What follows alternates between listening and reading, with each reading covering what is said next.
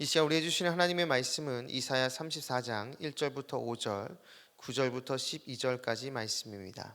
거룩하신 하나님의 말씀입니다. 열국이여 너희는 나와 들을지어다. 민족들이여 귀를 기울일지어다. 땅과 땅에 충만한 것, 세계와 세계에서 나는 모든 것이여 들을지어다. 대저 여호와께서 열방을 향하여 진노하시며 그들의 만군을 향하여 분내사 그들을 진멸하시며 살육당하게 하셨은즉 그 살육당하는 자는 내던진 바 되며 그 사체의 악취가 솟아오르고 그 피에 산들이 녹을 것이며 하늘의 만상이 사라지고 하늘들이 두루마리 같이 말리되 그 만상의 쇠자나무 포도나무 잎이 마름 같고 무화과 나무 잎이 마름 같으리라. 여호와의 칼이 하늘에서 족하게 마셨은즉 보라 이것이 에돔 위에 내리며 진멸하기로 한 백성 위에 내려 그를 심판할 것이라. 에돔의 시내들은 변하여 역청이 되고 그 티끌은 유황이 되고 그 땅은 불부는 역청이 되며 낮에나 밤에나 꺼지지 아니하고 그 연기가 끊임없이 떠오를 것이며 세세에 황무하여 그리로 지날 자가 영영이 없겠고 당아새와 고슴도치가 그 땅을 차지하며 부엉이와 까마귀가 거기에 살 것이라. 여호와께서 그 위에 혼란의 줄과 공허의 줄을 들이우실 것인즉 그들이 국가를 이으려 하여 귀인들을 부르되 아무도 없겠고 그 모든 방백도 없게 될 것이요. 아멘. 오늘 본문 11절에 나오는 혼란의 줄과 공허의 줄을 오늘 말씀의 제목으로 삼습니다. 이 말씀이 저와 여러분의 삶으로 고백되기를 간절히 축복합니다. 이사야 34장은 이사야의 소묵시록으로 불리는 장입니다. 즉 마지막 때에 임할 하나님의 심판을 보여줍니다. 본문을 보면 2절에 하나님의 심판이 열방을 향해서 임한다라고 이야기합니다. 열방, 즉 하나님의 뜻에 어긋나서 그렇게 살아가는 그 사람들에게 하나님의 심판이 임한다라는 것이죠. 그런데 5절을 보면 구체적으로 그 심판이 에돔 위에 내린다라고 이야기를 합니다. 본문 5절을 보면 여호와의 칼이 하늘에서 족하게 마셨은즉 보라 이것이 에돔 위에 내리며 진멸하시기로 한 백성 위에 내려 그를 심판할 것이라. 에돔이라는 나라에 하나님의 심판이 임한다라고 이야기를 합니다. 그렇게 본다면 심판의 대상이 열방이지만 그 중에 에돔을 통해서 이 열방을 향한 하나님의 심판이 구체적으로 어떤 것인지를 보여주는 것으로 해석될 수 있습니다. 그럼 에돔은 왜 하나님의 심판의 대상이 되었는가? 실제로 구약 성경 안에는 이 에돔에 대한 심판의 내용이 나오는데요. 대표적인 것이 바로 오바댜서입니다. 예언서인 오바댜서를 보면 예루살렘이 바벨론에 의해 망하던 날 에돔은 형제가 당하는 그 고통을 방관했다라고 나옵니다. 더 나아가 성문으로 들어가 재물을 약탈하고 오히려 도망치는 이스라엘 백성들을 바벨론 사람들에게 넘겨줬다라는 것이죠. 사실 에돔과 이스라엘은 조상이 같습니다. 이삭의 두 아들 에서와 야곱 중 에서의 후손이 바로 이 에돔 족속이고 야곱은 이스라엘의 조상이 됐죠. 결국 형제 국가라는 것이죠. 그런데 형제가 극심한 고통에 빠졌을 때 도와주지는 못할 망정 방관하고 고통에 처한 것을 기뻐했으며 오히려 약탈하고 약자를 적들에게 넘겨줬다라는 것입니다. 이러한 모습은 시편에서도 나옵니다. 시편 137편 7절을 보면 여호와여 예루살렘이 멸망하던 날을 기억하시고 에돔 자손을 치소서 그들의 말이 헐어버리라 헐어버리라 그 기초까지 헐어버리라 하였나이다. 예루살렘이 멸망당하는 날 에돔 민족은 이스라엘 백성들이 더 멸망하기를 바라며 기뻐했다라는 것입니다. 전혀 다른 민족이 아니라 형제 국가라 할 수 있는 에돔은 이렇게 형제의 의를 버리고 이스라엘에게 피해를 준 민족이라는 것이죠. 이러한 상황이니 하나님께 기도하는 이스라엘 백성들이 많았을 것입니다. 이스라엘 백성 중에서 에돔의 악행으로 자신의 가족들이 죽고 포로로 끌려가며 재물을 약탈당하는 것을 보면서 이 에돔에게 하나님의 심판이 임하게 해달라고 그렇게 간절히 기도하는 사람들이 있었다라는 것이죠. 그 기도에 드디어 하나님께서 움직이기 시작하셨다라는 것입니다. 그 심판 내용이 바로 오늘 본문 이사야 34장에 나오는 것이죠. 하나님은 에돔을 소돔과 같이 심판하겠다라고 말씀하십니다. 본문 9절과 10절을 보면 에돔의 시내들은 변하여 역청이 되고 그 티끌은 유황이 되고 그 땅은 불붙는 역청이 되며 낮에나 밤에나 꺼지지 아니하고 그 연기가 끊임없이 떠오를 것이며 세세에 황무하여 그리로 지날 자가 영영이 없겠고. 9절 10절에 나오는 유황과 역청은 소돔의 심판을 떠오르게 합니다. 악행이 가득했던 소돔을 하나님께서 심판하셨듯이 에돔 역시 하나님께서 심판하시겠다라는 것입니다. 그리고 11절 후반부에 보면 혼란의 줄과 공허의 추를 들이우실 것이다 라고 이야기를 합니다. 보통 줄과 추는 긍정적인 의미로 쓰입니다. 건축과 관련된 바로 그 도구로 쓰이기 때문이죠. 그런데 이 줄과 추는 혼란의 줄과 공허의 추라고 말합니다. 여기에 쓰이는 이 혼란, 공허, 이것은 히브리어로 토후와 보후인데요. 창세기 1장 2절에 태초의 혼돈의 상태를 표현할 때 쓰이는 단어입니다. 즉 하나님께서 에돔을 심판하셔서 이 창조 이전 상태로 되돌리겠다라는 것이죠. 완전히 멸하겠다라는 것입니다. 우리는 이사야 34장 하나님의 이 종말론적인 심판의 모습에서 한 가지 사실을 배웁니다.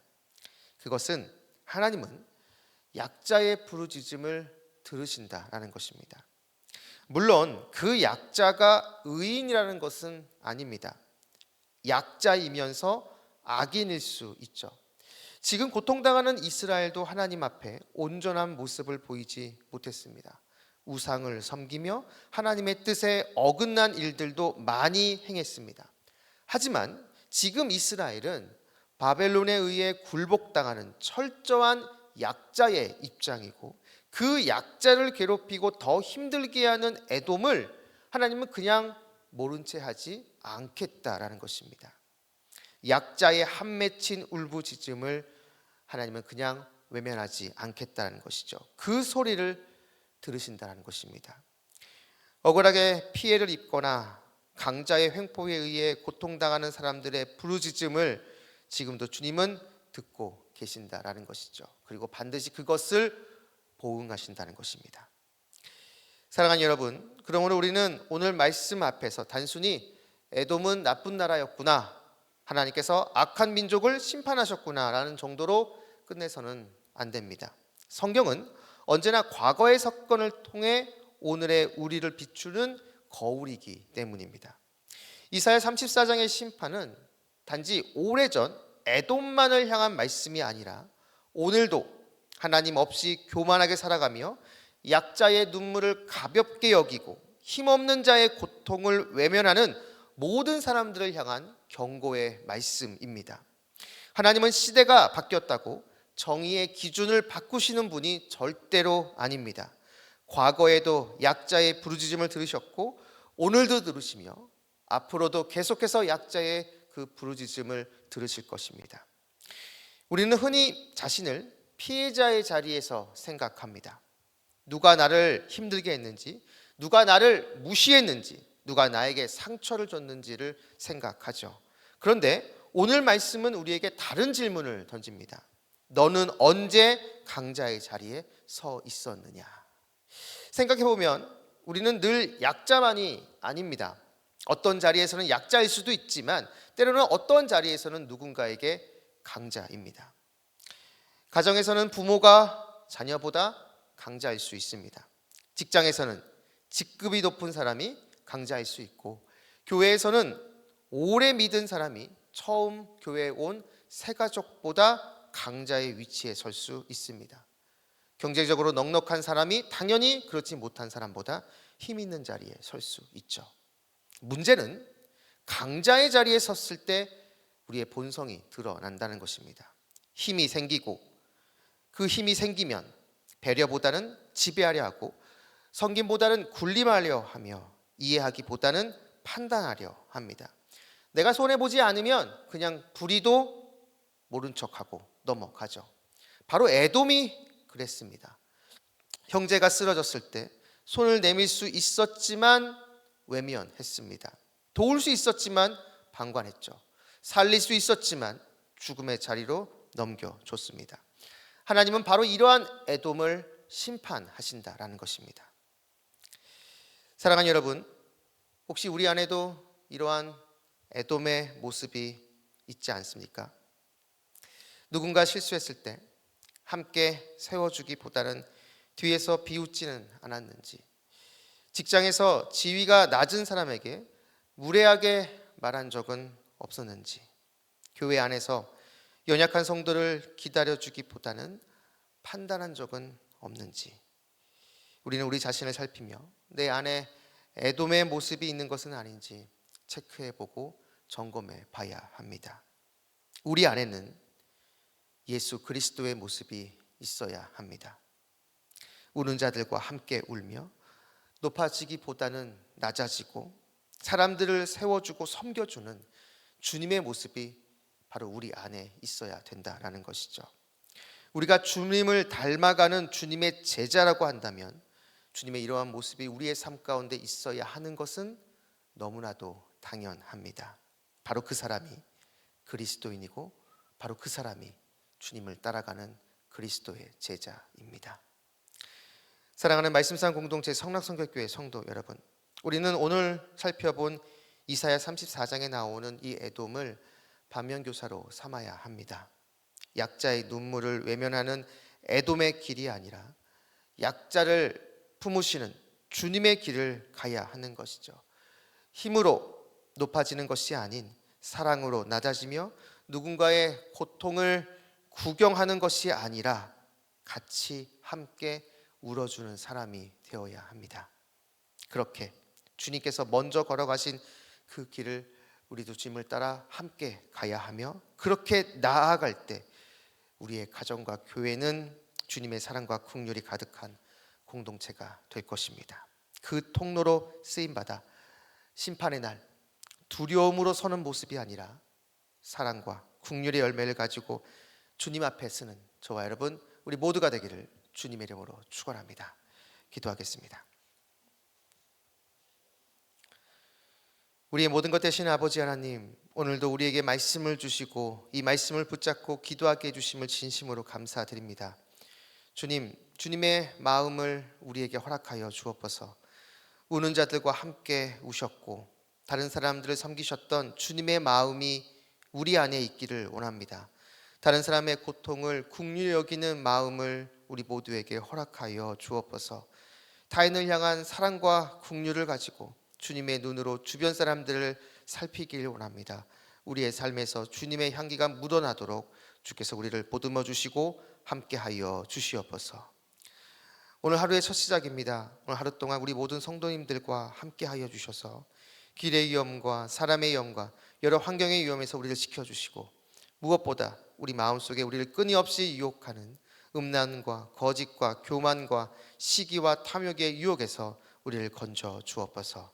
감사드리며 예수님의 이름으로 기도드립니다. 아멘. 공동기도문입니다. 지금 들은 말씀이 내 삶으로 이어지게 하옵소서. 동네 샘매주 성경 말씀 묵상과 순장님들을 통해 각 동네마다 믿음의 기초가 굳건히 세워지게 하옵소서. 담임 목사님의 은퇴가 순조롭게 이루어지고 주님의 마음에 합한 새로운 담임 목사님이 오게 하옵소서. 캄보디아의 띄움 쿤티어 양의 치료가 잘 이루어지게 하옵소서. 이 나라가 하나님의 공의와 은혜 아래 정치, 경제, 사회가 안정되고 대통령과 모든 지도자들이 국정을 지혜롭게 운영하게 하옵소서. 육체와 마음의 질병으로 고통 중에 있는 지체들에게 주님의 치유와 회복의 손길이 임하게 하옵소서. 이 시간 함께 나눈 공동 기도문과 각자 가지고 나온 개인의 기도 제목을 놓고 기도하신 후에 삶의 자리로 나아가도록 하겠습니다. 기도하시겠습니다.